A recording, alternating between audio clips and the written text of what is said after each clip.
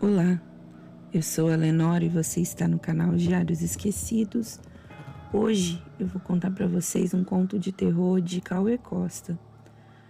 Antes de começar, eu gostaria de pedir para vocês para deixarem um like, fazerem um comentário e, se possível, indicarem o meu canal para alguém que vocês achem que possa gostar desse tipo de conteúdo.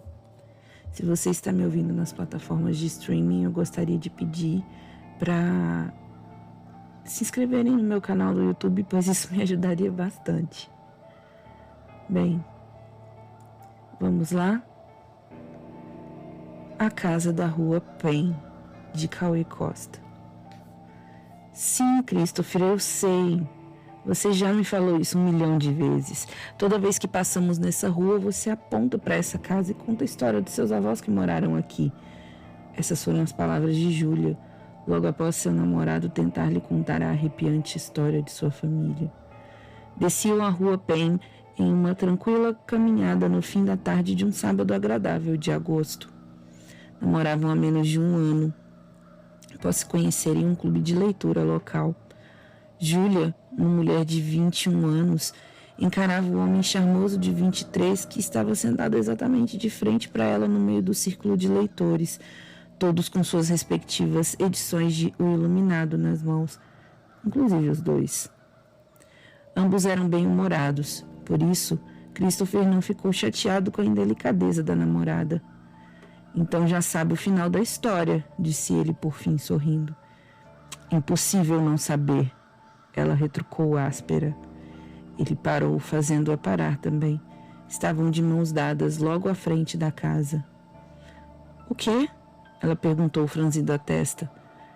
Então me conta, disse ele com uma expressão brincalhona. Me conta o final. Ela revirou os olhos, respirou fundo.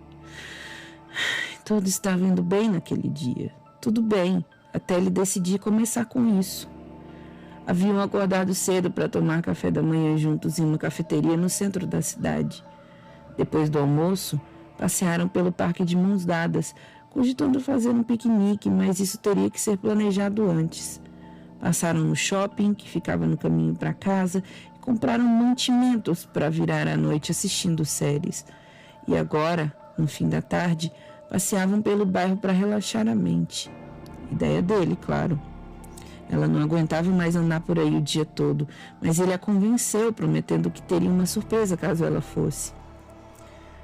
Ai, seu avô morreu, ela começou a dizer, querendo acabar logo com isso.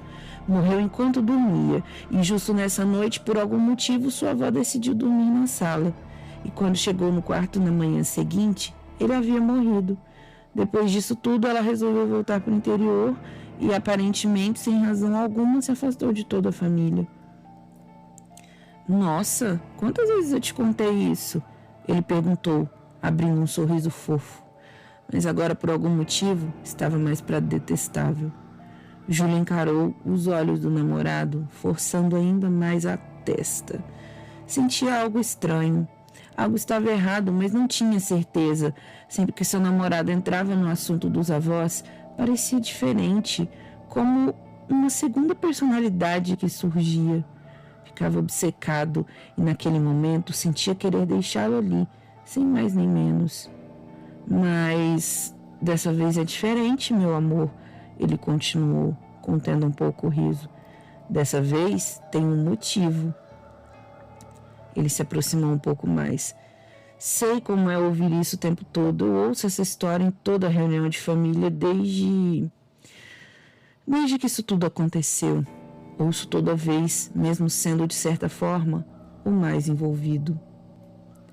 O rosto de Júlia se transformou de desinteresse para curiosidade, somente com essas palavras. E ela nem precisou perguntar para que ele respondesse. Pois é, tem uma parte da história que você não sabe, disse, abaixando o tom de voz e acariciando a mão da namorada. Na verdade, ninguém da família sabe.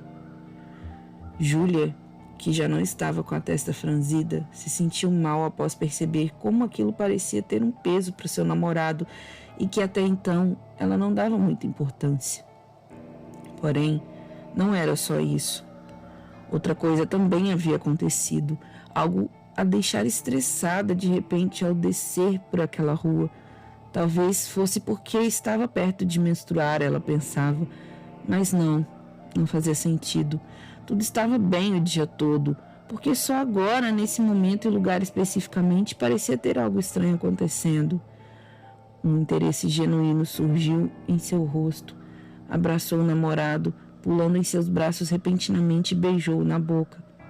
Então, se eu souber, vou ser a única? Ela perguntou, finalmente.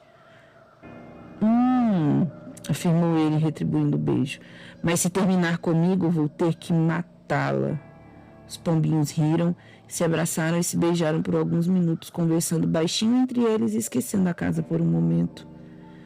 Tudo bem, o segredo morre comigo, eu juro. Ela recomeçou, descendo os braços do namorado. Já que você jurou, ele respondeu ainda rindo. Em seguida, a levou para se sentarem juntos no meio-fio, lado a lado, de costas para casa.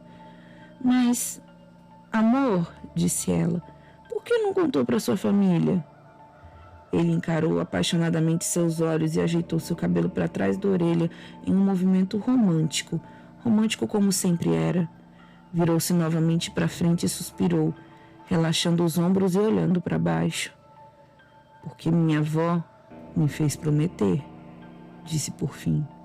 Prometer que não colocaria a família no meio disso. Foram as últimas palavras dela antes de sair da cidade. O fim da tarde estava agora mais evidente. Christopher e Julia olhavam preguiçosamente o céu alaranjado e sentiam o vento refrescante ficando mais forte e gelado aos poucos. Pode se abrir comigo, meu amor, disse Julia, pousando sua mão sobre a perna do namorado. Christopher se levantou do meio-fio e acocorou-se de frente para ela. No dia, ele prosseguiu após um suspiro. Eu fui o único para quem minha avó ligou. Ela me contou o que havia acontecido e eu não perdi tempo para chegar aqui.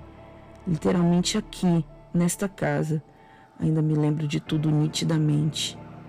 Júlia acariciou seu rosto e depois desceu suas mãos para segurar carinhosamente as dele. Sabe, ela não estava chorando, não parecia muito triste, mas eu sabia que estava, eu conseguia sentir. E quando ela disse que iria embora, Lágrimas escorreram. Você não tem ideia, amor, foi uma memória muito traumática? Ela tentou ajudar. Forte. Não acho que tenha chegado a ser um trauma. A namorada o olhava com calma e empatia. Eu era muito próximo do meu avô, ele continuou. Consegue imaginar um sujeito realmente detestável? Ensaiou um sorriso. Era uma boa pessoa, claro, mas como todos nós, tinha defeitos. Ele gastava compulsivamente todo o seu dinheiro. Vivia reformando a casa, comprando roupas chiques, indo para lá e para cá na cidade. Júlia sorriu delicadamente e ele também. Essa foi a ruína dele, Christopher ainda dizia. Ou era isso que achávamos. Até eu, que sempre estive com ele, pensei assim por um tempo. Mas eu acho que agora entendo o velho. Limpou as lágrimas e em seguida tirou os olhos da moça e colocou-os na casa. Algo aconteceu. Foi quase imperceptível, mas suas pupilas dilataram. Se não fosse por essa maluquice dele, essa casa não seria tão bonita. Júlia se virou para trás e olhou. É linda mesmo, ela confirmou.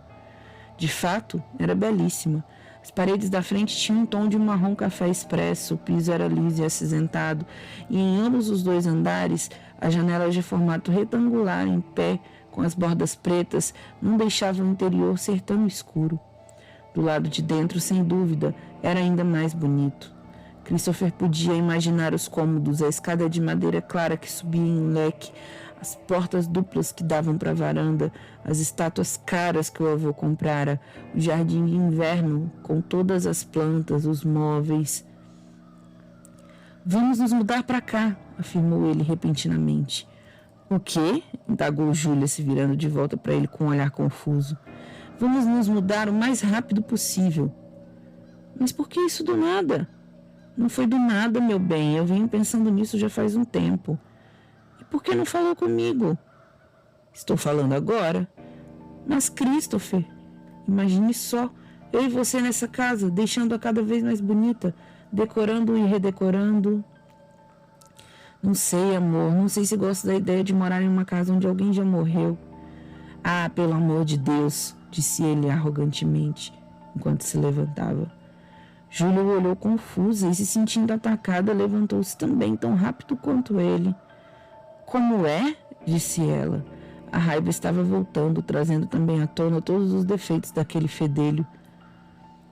Por favor, né, Júlia? Ele continuou. Está com medo de fantasmas? Claro que não, né, Christopher? Então por que não quer morar comigo em uma casa linda como essa? Seria perfeito. Você não está pensando direito, né? Ela afirmou, ficando um pouco exaltada. Precisa lembrar que não é simples assim. Não tem uma placa de vende-se por aqui e não sabemos o quanto ela custa. Uma casa como essa, sem dúvida, está fora do nosso orçamento. Júlia, Ele tentou interromper.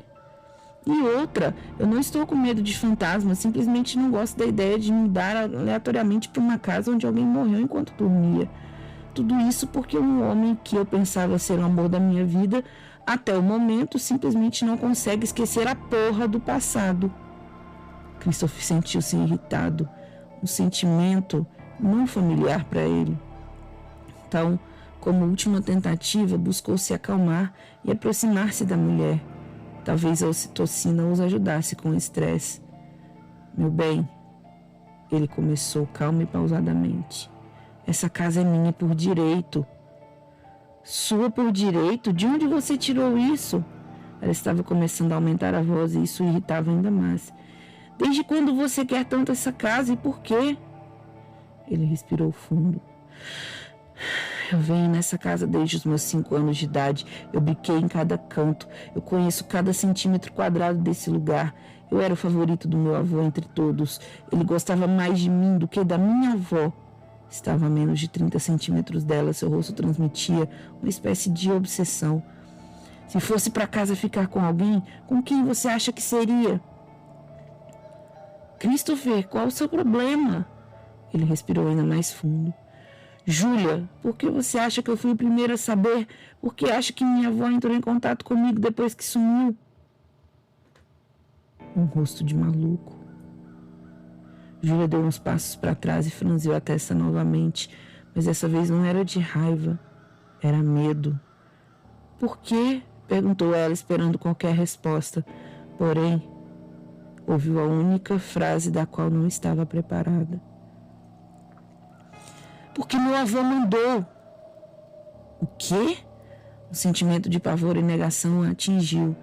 Christopher caminhou lentamente até a calçada da casa, de costas para a namorada, a qual o encarava com olhos fixos, sem ao menos piscar. Uma questão de sobrevivência. Nós éramos muito próximos, ele falou. Ninguém o amava como eu, então ele fez o óbvio e me chamou para cuidar da casa dele. Aceite, Júlia. Esse não é seu namorado, ela dizia internamente. Exatamente por isso, meu bem, é que essa casa é minha por direito. Eu sinto ela me chamando. Cada dia está mais linda, cada dia se destaca mais das outras. Nós vamos nos mudar porque eu tenho o direito de ter essa casa e porque eu preciso mantê-la assim, mantê-la linda. E com que dinheiro você pretende fazer isso? Indagou Júlia. Eu não, nós vamos dar um jeito, meu amor, nós vamos dar um jeito juntos. Mesmo que isso te faça falir? Perguntou asperamente a namorada do rapaz. Sim, mesmo que eu também morra, eu vou cuidar dessa casa, pois é tudo que mais quero. É o que o seu avô queria. Christopher respirou fundo novamente. E qual é o seu problema? Disse ele, virando-se para ela, agora andando em sua direção. É a minha linhagem, sangue do meu sangue.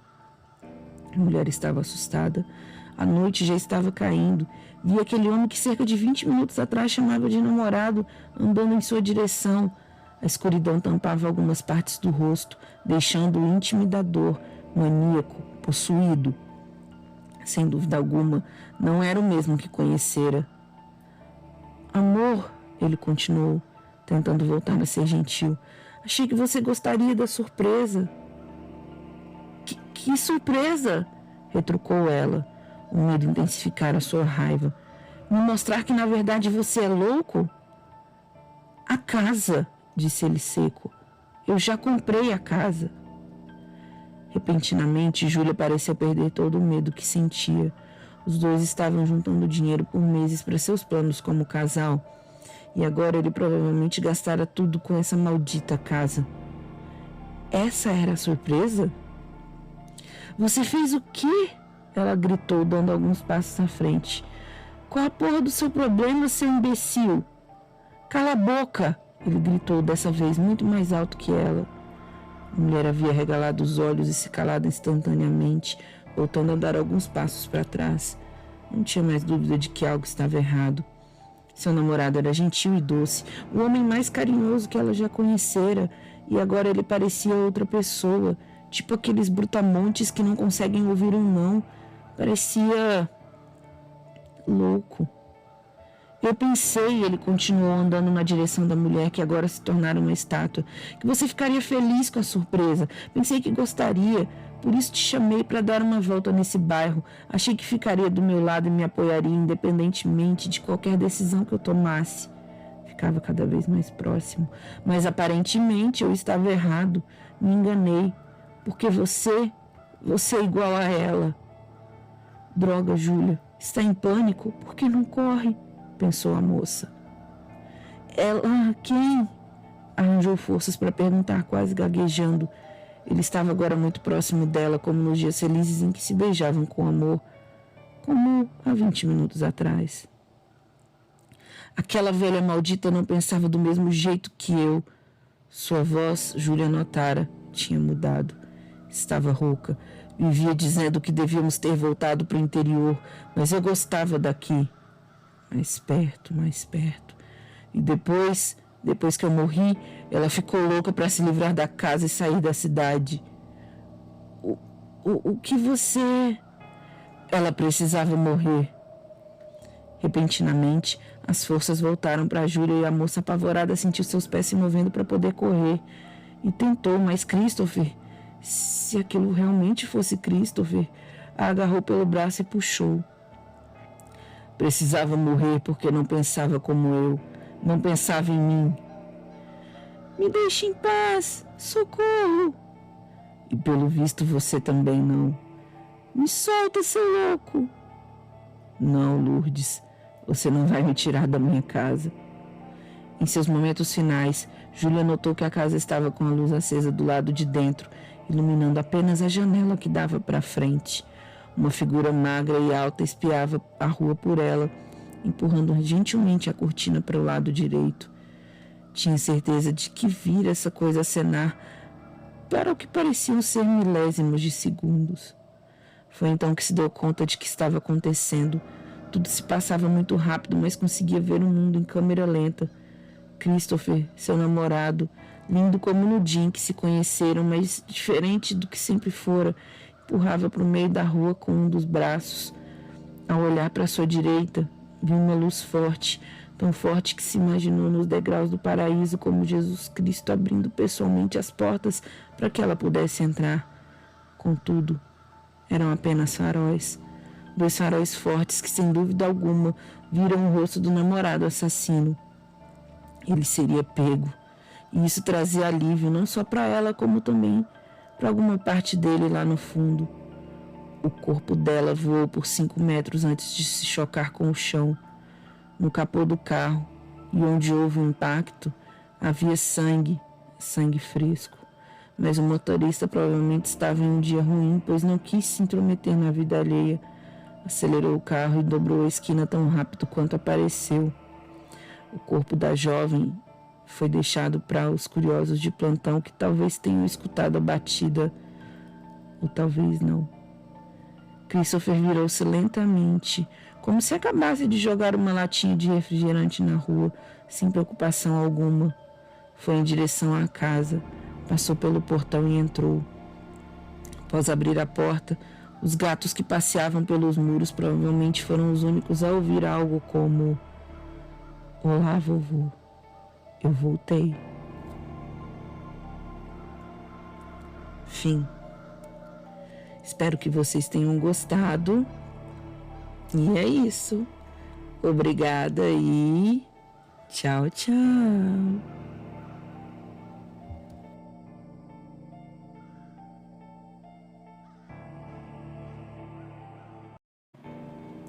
Olá, eu sou a Lenore e você está no canal Diários Esquecidos.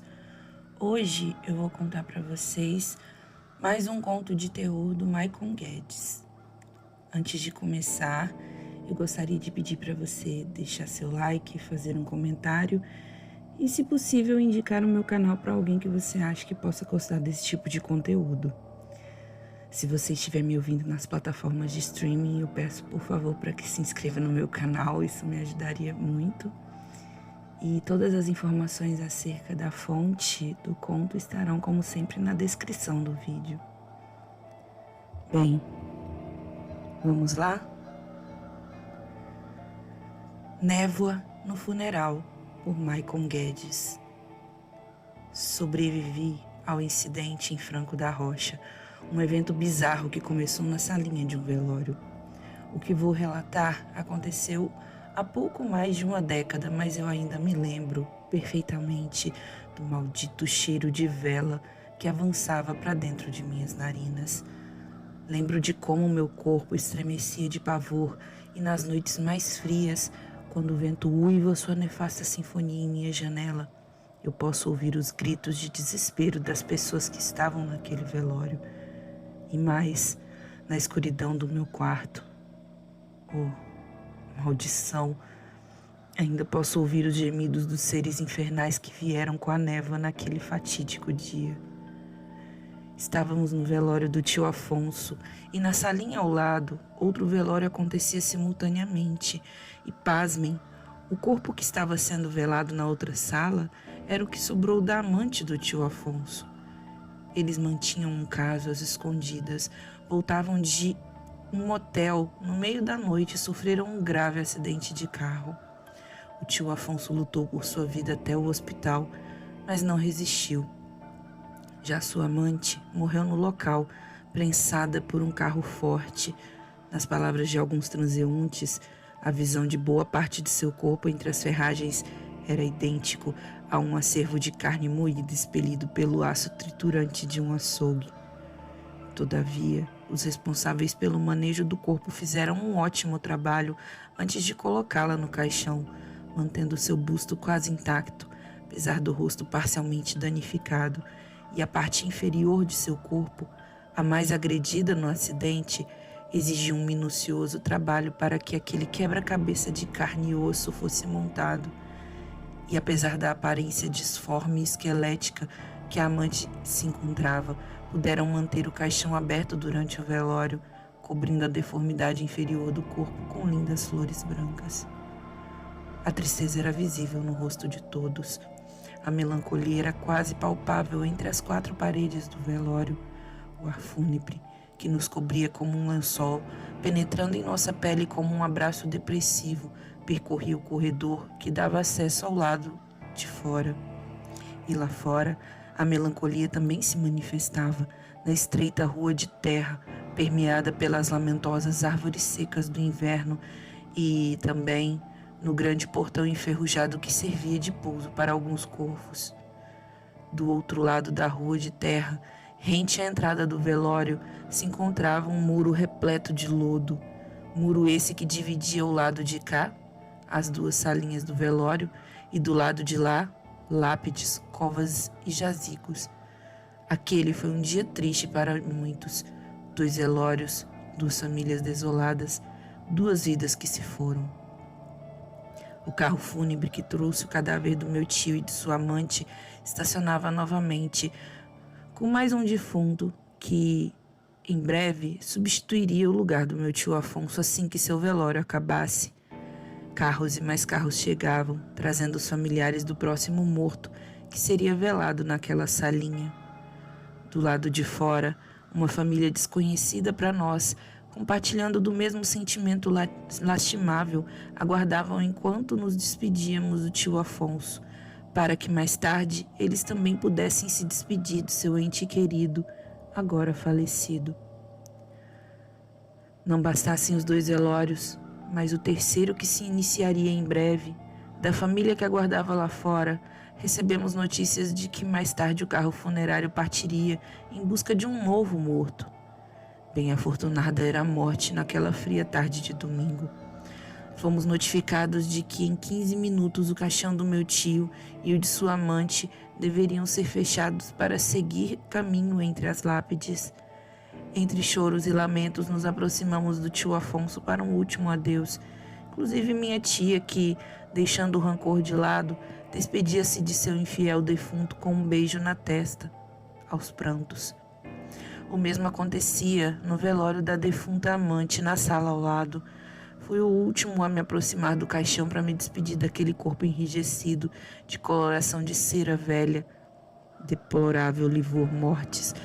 Mas fui interrompido, pois foi exatamente a partir daí que se iniciou os momentos mais aterrorizantes da minha vida.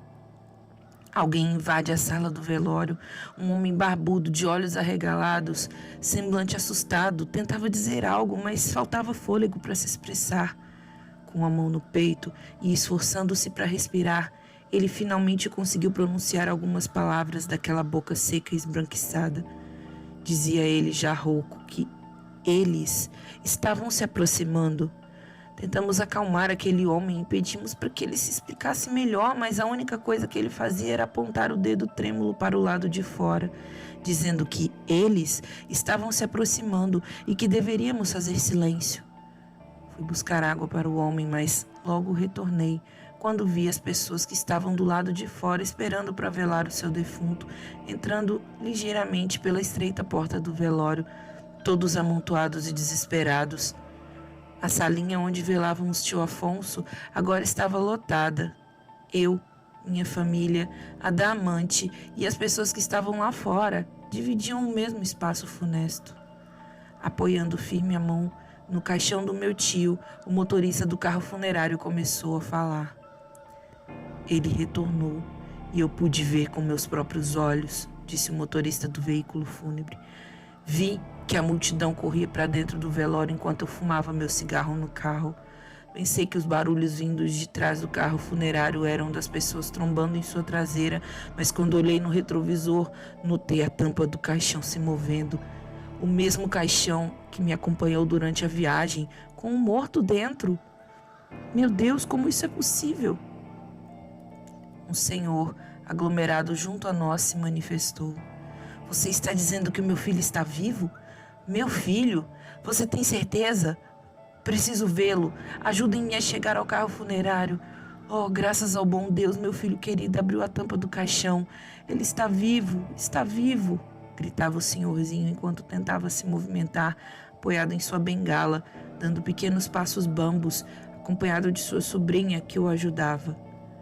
O homem barbudo, ao retornar o fôlego, alertou o velho e sua sobrinha de que não era uma boa ideia irem para o lado de fora. Foi ignorado. A esperança do velho em rever seu amado filho era mais forte que tudo, e nisso algumas pessoas o seguiram, correndo para longe, sobrando apenas 6 pessoas ao meu lado. Não demorou muito para a sobrinha retornar apressada para dentro do velório aos berros. Não sei o que se passa lá fora, mas é seguro que fiquemos aqui. O motorista não estava delirando. Maurício, o filho do meu tio, realmente saiu do caixão. Caminhava lentamente, vindo de encontro a nós, pronunciando algumas palavras indecifráveis, como se o ódio tomasse conta de seu ser. Fiquei apavorada, com muito medo, e decidi voltar, deixando o teimoso do meu tio do lado de fora. Do outro lado do muro, onde os enterrados permaneciam em sono perpétuo, a jovem assustada disse ter visto um nevoeiro se formando, e de lá vozes pronunciavam um estranho e assustador dialeto em sincronia. Logo pudemos ouvir as vozes que ecoavam lá fora, se aproximando do velório, e não demorou muito para que a névoa invadisse o local onde estávamos. Gradualmente, nossa visão ficou embaçada com o gélido nevoeiro. A bruma se alastrava com velocidade diferente de todas que já vi, carregada de um grotesco aroma de enxofre e pus, extremamente desagradável, causando ânsia em todos nós. A escuridão é assustadora para muitas pessoas, mas depois daquele dia, o oposto da escuridão é o que realmente me atormenta. A claridade em excesso, o brancor de um nevoeiro putridamente perfumado. Murmúrios vindos do corredor nos mantiveram em alerta e em silêncio. Logo, passos rastejantes anunciavam que algo se aproximava da sala onde estávamos. Sutilmente, uma silhueta se tornava cada vez mais perceptível na névoa maldita, e a cada passo que a criatura dava, mais visível ficava. Meus olhos, já ardendo, enxergavam apenas névoa e silhuetas. Dei ligeiros passos para trás enquanto aquele ser vinha em nossa direção. Minha lombar foi ao encontro do caixão do tio Afonso. Apalpei o caixote fúnebre até passar para o outro lado, onde eu acreditava ser mais seguro, podendo ficar pelo menos alguns centímetros distante do ser que se aproximava lentamente. A névoa se dissipou com rapidez, então o rosto sinistro de olhos cozidos veio à tona. Era um defunto de lábios inchados, de aparência pegajosa e nojenta, espumando pequenas partículas de saliva que escorriam até o queixo. O grito de uma senhora fez com que o defunto mudasse seu curso, virando-se e indo ao encontro do berro desesperado daquela pobre mulher. Aproveitamos a oportunidade e saímos ligeiros da salinha, correndo para o fim do corredor enquanto os gritos da senhora minimizavam até atingir o silêncio. Ficamos encostados na parede ao fim do corredor, sem saber para onde fugir, observando a passagem que dava acesso ao lado de fora, alguns metros à nossa frente, onde o nevoeiro ainda era denso.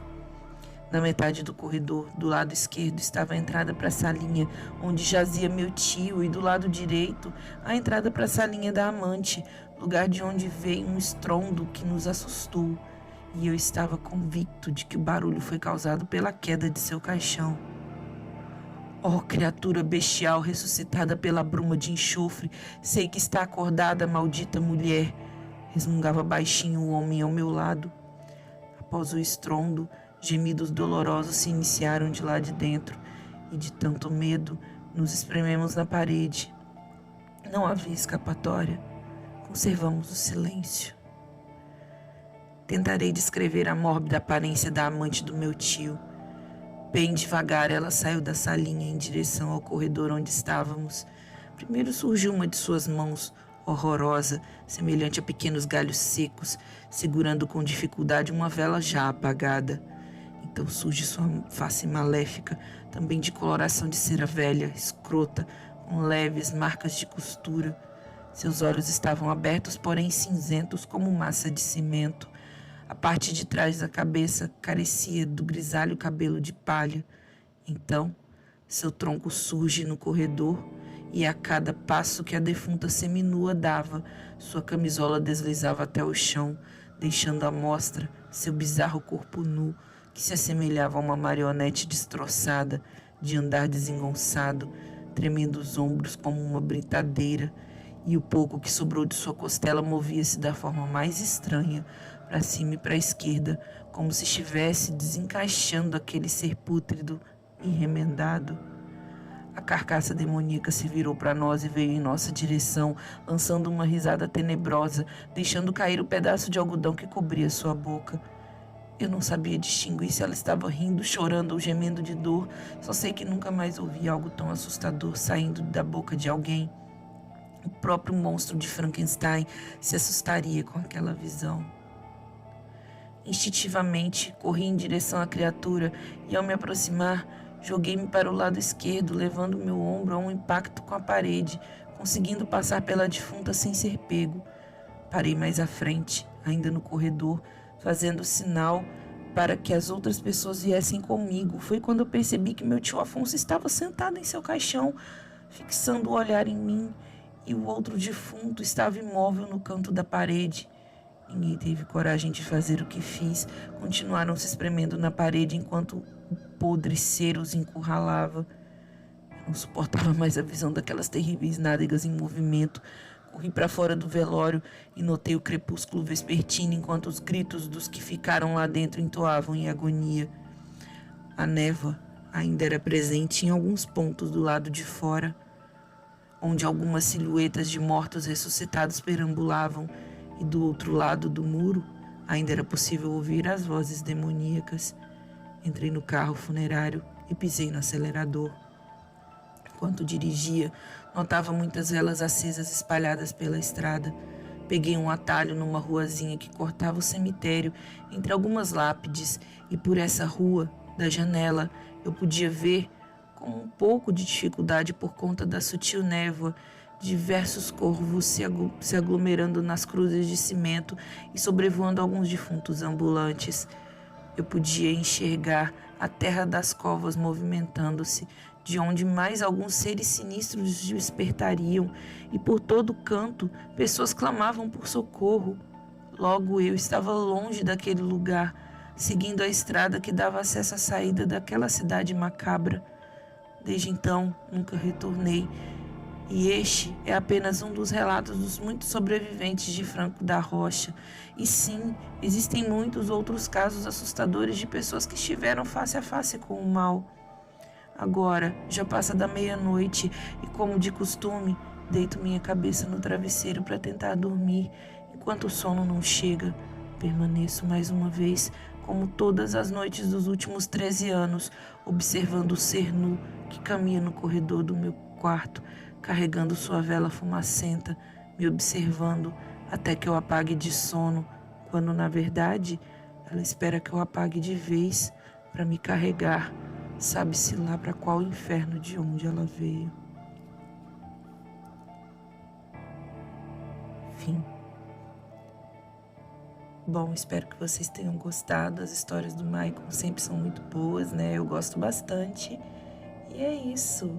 Obrigada e tchau, tchau.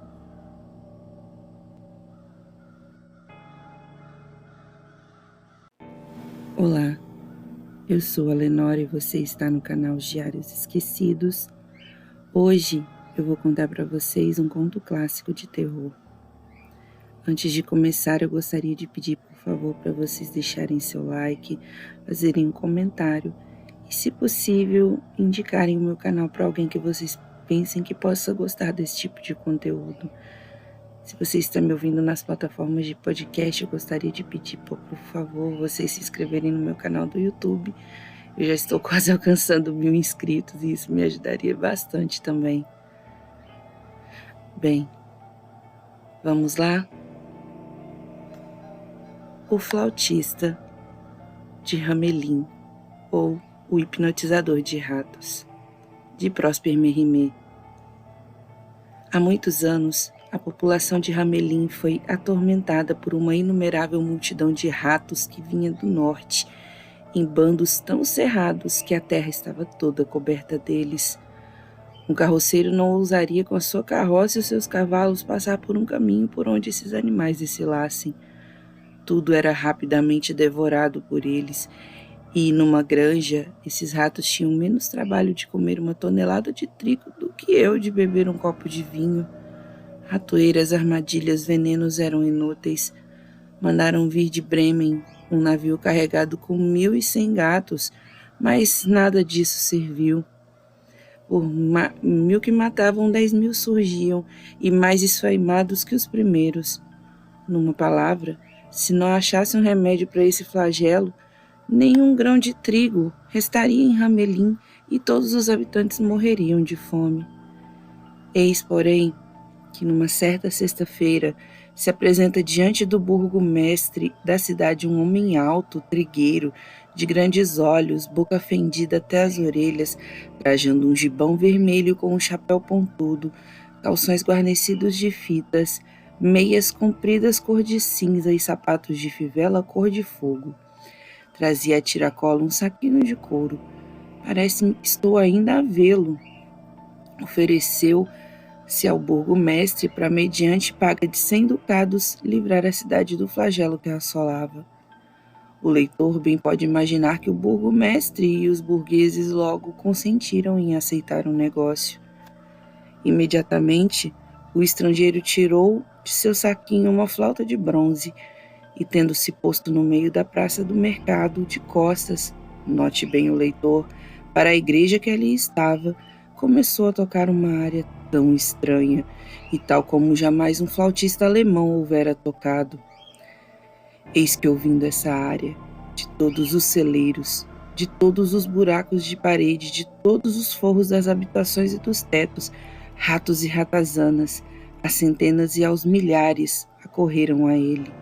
Sempre tocando a flauta, o estrangeiro encaminhou-se para o rio Weser e ali, tirando os seus sapatos, entrou na água, seguindo de todos os ratos de Hamelin, que desse modo morreram todos afogados. Mas, quando o estrangeiro se apresentou na intendência para receber a recompensa, o burgomestre e os burgueses, imaginando que poderiam regatear com um homem que não tinha advogados, não tiveram pejo de oferecer 5 ducados em vez dos 100 que lhes haviam prometido. O estrangeiro protestou, e eles o mandaram andar. O homem ameaçou-os de fazer pagar mais caro se não cumprissem o contrato ao pé da letra. Os burgueses deram grandes gargalhadas diante dessa ameaça e o puseram de porta fora, chamando-o de bom sedutor de ratos, injúria que os garotos da cidade repetiram, acompanhando o estrangeiro pelas ruas até a Porta Nova. Na sexta-feira seguinte, na hora do meio-dia, o estrangeiro reapareceu na praça do mercado, mas dessa vez com um chapéu cor de púrpura, de abas reviradas de uma maneira bizarra. Tirou de seu saquinho uma flauta muito diferente da primeira, e desde que começou a tocá-la, todos os garotos da cidade, de 6 até 15 anos, o seguiram e saíram da cidade com ele. Os habitantes de Hamelin seguiram atrás até a montanha de Koberperp, junto de uma caverna que está agora tapada. O tocador de flauta entrou na caverna e todos os garotos entraram com ele. Durante algum tempo ouviu-se o som da flauta. Depois foi diminuindo, até que não se ouviu mais. Os garotos desapareceram e, desde então, não se ouviu mais falar deles. Fim. Bom, espero que vocês tenham gostado. E é isso, uma história curtinha, mas uma história do folclore bem sinistra. Bom, obrigada e tchau, tchau.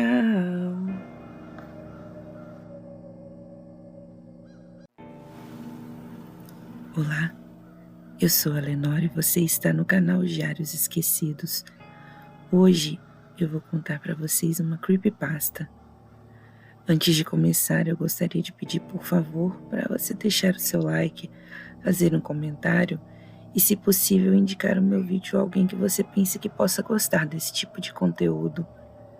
Se você está me ouvindo nas plataformas de podcast, eu gostaria de pedir, por favor, para você se inscrever no meu canal.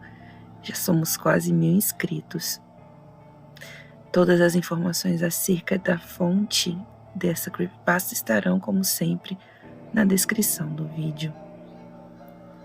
Bem, vamos lá? A boneca. No dia de seu aniversário, Lúcia foi acordada por sua madrasta, lhe trazendo um grande pacote recebido pelos correios e endereçado a ela, Lúcia. Animada com o embrulho, a garota rapidamente desembrulhou o pacote, mas ficou horrorizada com seu conteúdo, pois dentro da caixa havia uma boneca repugnante, a mais repugnante que ela já havia visto.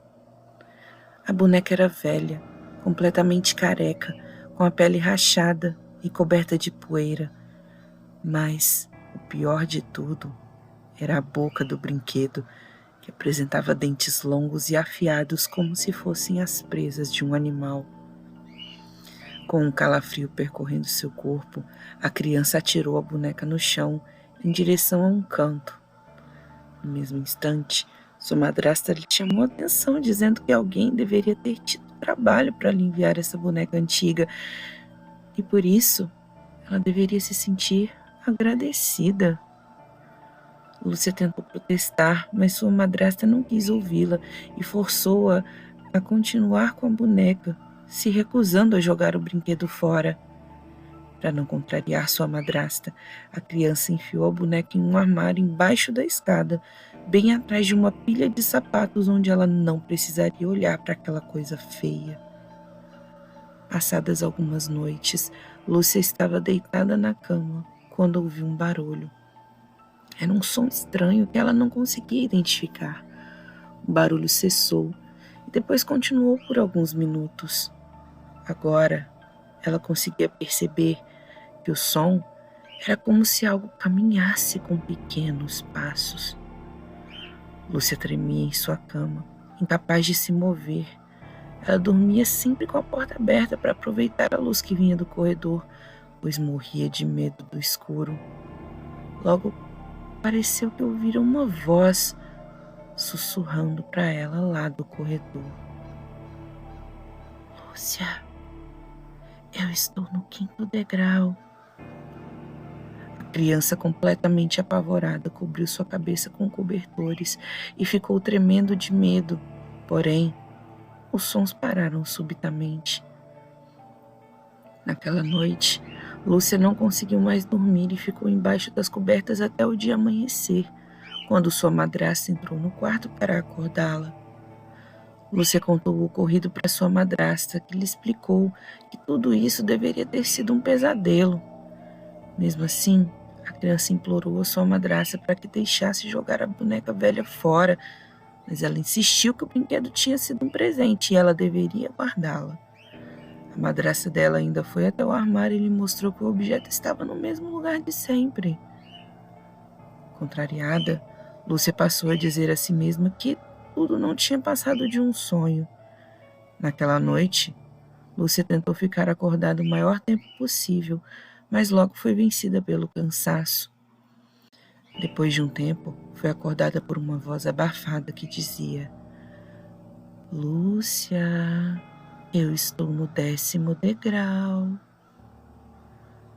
Novamente, a criança colocou o cobertor na cabeça e passou a chorar de medo, não dormindo mais naquela noite.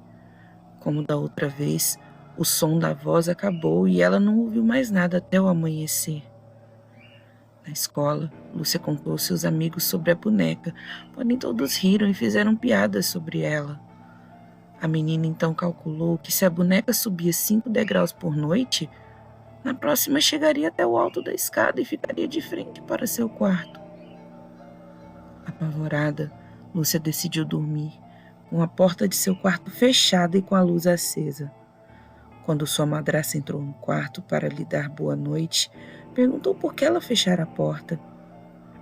Lúcia então perguntou se poderia deixar a luz de seu quarto acesa, em vez de deixar a porta aberta para aproveitar a luz do corredor. Mas sua madrasta lhe disse que a luz do quarto era muito forte e que isso não a deixaria dormir. Dessa forma, Lúcia concordou em dormir com as luzes apagadas e com a porta fechada. Para não ficar completamente no escuro, ela abriu as cortinas para tentar clarear um pouco de seu quarto com a luz da lua. Assim que ela começou a cochilar, passou a ouvir um barulho, e então a voz veio, mais clara e alta do que das outras vezes. Lúcia, eu estou no topo da escada. Na escuridão de seu quarto, ela viu a porta abrir lentamente. Na manhã seguinte, o corpo da garotinha foi encontrado na parte de baixo das escadas. Eles imaginaram que ela teria ido até o banheiro durante a noite, tropeçado e caído pela escada, quebrando seu pescoço. Ao lado da criança foi encontrada uma velha boneca. Sua madrasta, então, pediu que ela fosse enterrada com um brinquedo. Ela amava tanto essa boneca. Agora elas podem ficar juntas para sempre, disse a madrasta. Fim. Bom, historinha sinistra. Espero que vocês tenham gostado. Obrigada e tchau, tchau.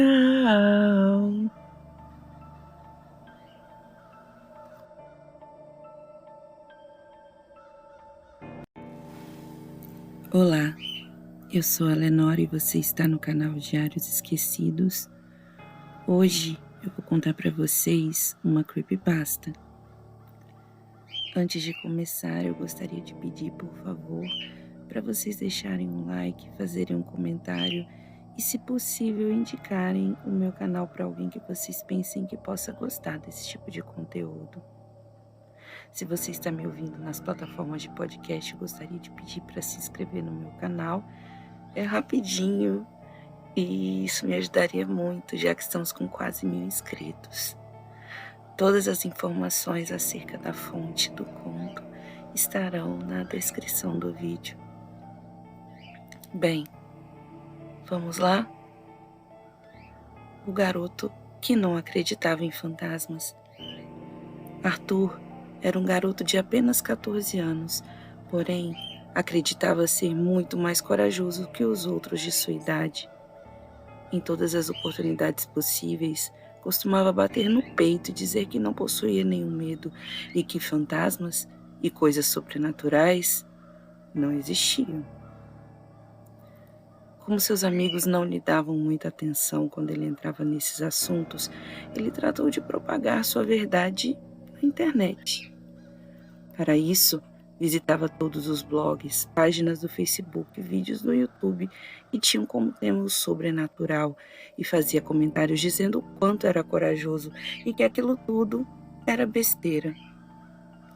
Nem mesmo ele sabia quantos comentários fez e nem que endereços eletrônicos os deixou, mas o fato é que ele fez isso durante muito tempo, até o dia em que uma pessoa desconhecida respondeu um de seus comentários. Ele achou que seria mais uma dessas discussões que ele costumava ter quando, por horas, tentava convencer a todos de seu ponto de vista. Gostava de demonstrar o quanto era inteligente por não acreditar em seres imaginários e no quanto o resto do mundo era burro por pensar que o sobrenatural existia. Ele se sentia superior por ter uma inteligência fora do comum e pensar dessa forma. Porém, a pessoa que respondeu seus comentários era diferente dos demais. Ele não parecia interessado em discutir, apenas lhe propôs que cumprisse 4 desafios. O primeiro desafio era algo simples. O estranho pediu que ele ficasse em silêncio em seu quarto e no exato momento em que seu relógio marcasse a meia-noite, ele deveria estar no escuro, em silêncio, pois assim ele acreditaria em fantasmas. A princípio, Arthur pensou em caçoar da brincadeira, mas como outras pessoas comentaram o desafiando a fazer o que o estranho dizia, ele se propôs a aceitar a experiência, pois seria mais uma prova de que ele estava certo em pensar do seu jeito. Então, Arthur ficou no seu quarto no escuro por um bom tempo. Pelos números do relógio que ficava ao lado de sua cabeceira, pôde ver que já havia passado da meia-noite. Apesar de não ter visto fantasmas, sentiu um vento assoprar-lhe o rosto e tratou de fechar a janela, pois não queria pegar um resfriado. O segundo desafio foi algo mais simples. Arthur deveria acender uma vela, pegar um livro e colocá-lo em pé em uma mesa e fechar os olhos. Ele deveria fazer isso em um dia que não estivesse sozinho em casa. E assim ele o fez. Tudo correu sem problemas e, apesar de não ter visto um fantasma, ele se assustou quando o livro que estava na mesa veio a cair no chão. Passado o susto, ele até riu sozinho. Ansioso por terminar todas essas coisas, Arthur perguntou qual seria o próximo desafio. O estranho lhe disse apenas para que ele esperasse pelo sábado de manhã, que ele saberia o que fazer. A semana passou rápida e Arthur ficou grudado em suas redes sociais para que o estranho lhe dissesse o que fazer. Porém, este não entrou em contato e nada aconteceu. Ele somente saiu da frente do computador quando o telefone tocou. Arthur atendeu e seu tio o convidou para visitá-lo, pois fazia tempo que não o via. Impaciente, Arthur disse que neste final de semana ele não poderia, pois tinha mais coisas a fazer, mas que na semana que vem, daqui a 7 dias, iria vê-lo onde ele estivesse. Você promete? Perguntou o tio. Sim, tio, prometo, disse Arthur, desligando o telefone em seguida. O final de semana passou e o estranho não fez novo contato. Foi somente na segunda-feira que ele mandou um oi na sua rede social. Cara, digitou Arthur, fiquei te esperando no sábado de manhã. Você disse que ia me dizer o terceiro desafio. Como você não entrou em contato, presumo que tenha acabado e que todos os testes que fiz tenham sido provados que não existem fantasmas. Como assim? Você fez todos os testes e não acredita que fantasmas existem? Sim, eu venci a aposta. Arthur riu vitorioso. Pois bem, então eu vou lhe explicar tudo. Lembra quando você fez o primeiro teste? Um vento gelado não bateu em seu rosto? Sim, disse Arthur curioso. Pois bem, continuou o estranho, era um espírito que o assoprava. E da segunda vez, o livro não caiu no chão? Caiu, disse Arthur, ficando receoso. Então, foi uma alma desencarnada que o derrubou. Apesar de não acreditar em fantasmas, Arthur ficou com medo. Como ele sabia que essas coisas lhe aconteceram?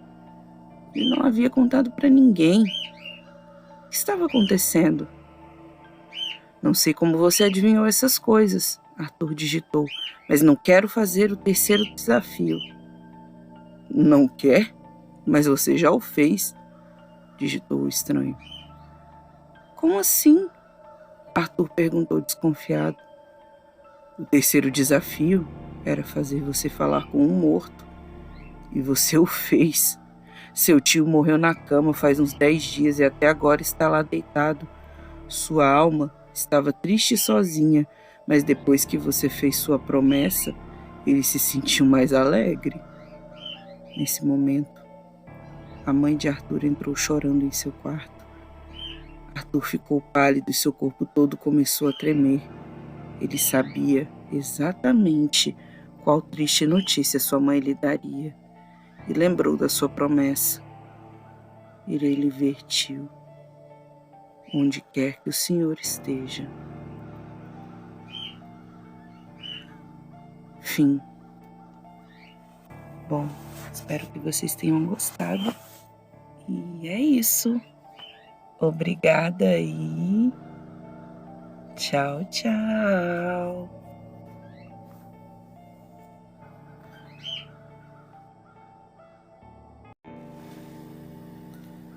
Olá, eu sou a Lenora e você está no canal Diários Esquecidos. Hoje eu vou contar para vocês mais uma creepypasta. Antes de começar, eu gostaria de pedir, por favor, para você deixar um like, fazer um comentário e, se possível, indicar esse vídeo para alguém que você acha que possa gostar desse tipo de conteúdo. Se você está me ouvindo nas plataformas de podcast, eu gostaria de pedir para você, por favor, se inscrever no meu canal do YouTube. É rapidinho e você me ajudaria bastante a crescer. Lembrando que todas as informações acerca da fonte da história estarão na descrição do vídeo. Bem, vamos lá? Marcas de mãos. Em uma tarde de verão, um jovem casal realizava o seu primeiro encontro. Com vontade de ter um pouco de privacidade, o rapaz decidiu levar a garota até uma montanha conhecida na região como um bom lugar para namorar. Após ficar um bom tempo na montanha, o sol começou a se pôr e eles decidiram retornar para casa. Porém, o rapaz acabou fazendo uma curva errada e se encontrou em uma estrada desconhecida por eles. Já estava ficando escuro e então ele decidiu continuar em frente até ver à sua frente um túnel. Definitivamente, eles não tinham feito esse caminho anteriormente. Receoso por estar perdido, o rapaz entrou lentamente com seu carro no túnel. De repente, houve um barulho. Assim que a escuridão envolveu o carro, algo bateu na janela traseira. Assustada, a garota se virou para trás para tentar identificar o que era, porém, não conseguiu ver nada. Parecia que eles estavam sozinhos no túnel. O rapaz começou a acelerar o veículo na tentativa de sair do túnel mais rápido. Parecia que dezenas de coisas estavam atingindo o carro em todas as direções. Então, o rapaz pressionou o acelerador com mais força. A garota choramingava, amedrontada. Ambos queriam chegar em um lugar com pessoas o mais rápido possível. Depois de um tempo, que pareceu uma verdadeira eternidade, o túnel terminou e eles avistaram um pequeno poço de gasolina ao longe. Assim que chegaram lá, os dois saíram do carro e sentiram um verdadeiro alívio quando viram o lugar iluminado. No instante que voltavam para o carro para seguir caminho para casa, a garota percebeu que havia impressões de mãos em todas as janelas do carro. Elas eram de todos os tamanhos e havia apenas o espaço de menos de 1 centímetro entre elas. Abatido, o rapaz pediu para um funcionário do posto de gasolina limpar as janelas. Os dois sentaram-se dentro do carro e ficaram observando como o homem rapidamente limpava as janelas.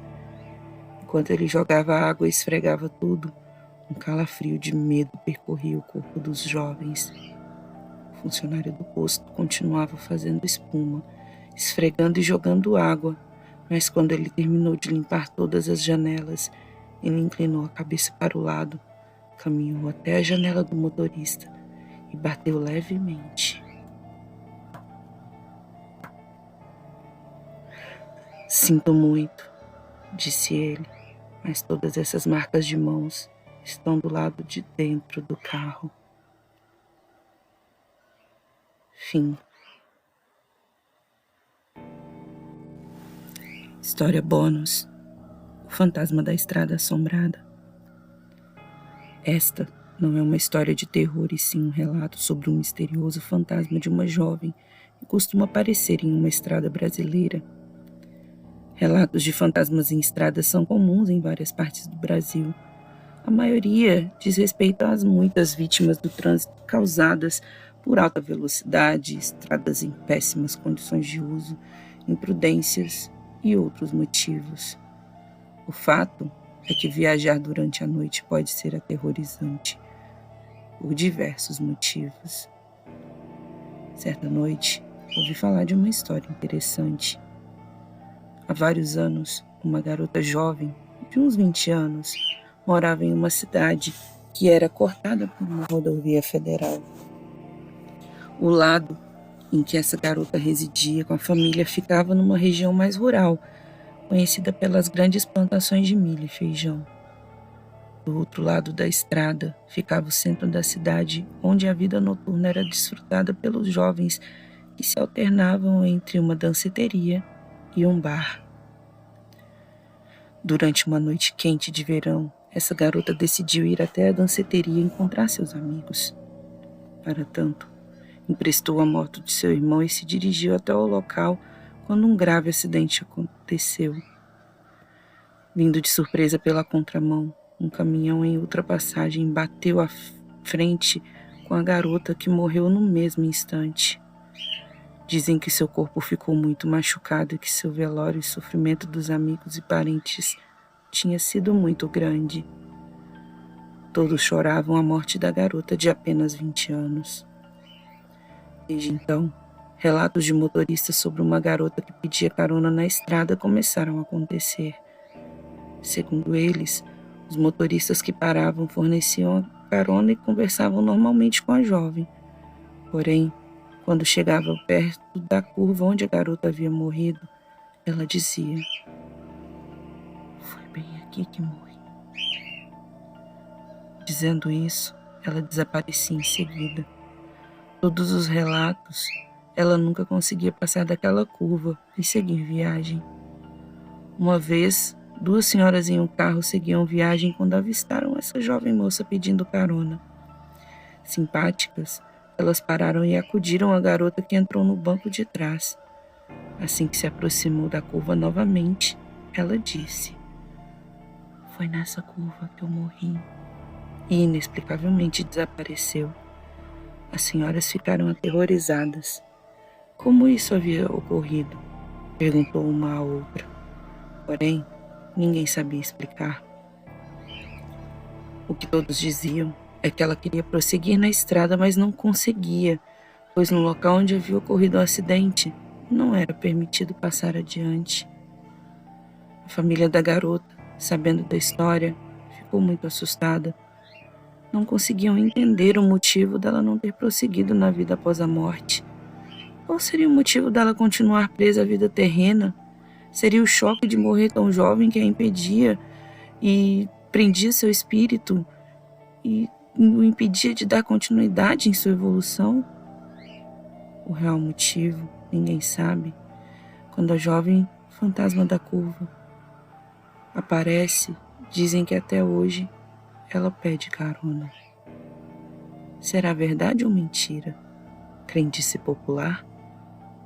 Só passando pelo local à noite para saber. Fim.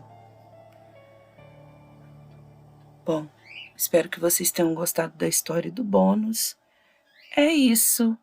Obrigada e tchau, tchau.